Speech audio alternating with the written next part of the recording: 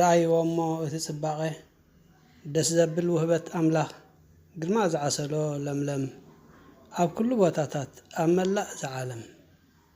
መዓስ መልክዕ ጥራይ ብዙሕ ጠቕሚ ኣለዎ ንረብሓ ሰብ ኢሉ ኣምላኽ ፈጢርዎ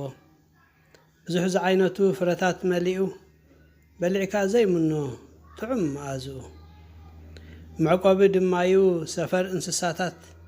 ምርኣዮም ዘብህጉ ኣብ ኩሉ ቦታታት ዝኸዱ ዝጓዩ ዝዘሉ ዝነፍሩ ባህታ ይፈጥሩልካ ናብትን ናብዝን ክብሉ ማያት ድማ ብወገኖም ብዙሕ እዮም ወኒኖም ዓበይትን ንኣሽቱን ዓሳታት ኣለዎም ናይዛ ፀሓይ እሞ መሊሱ የስደምም እዚ ኩሉ ዘበናት ብርሃና ይጎድልን ጥበብ ኣምላኽ እምበር ብኸምዚ ዝቆማ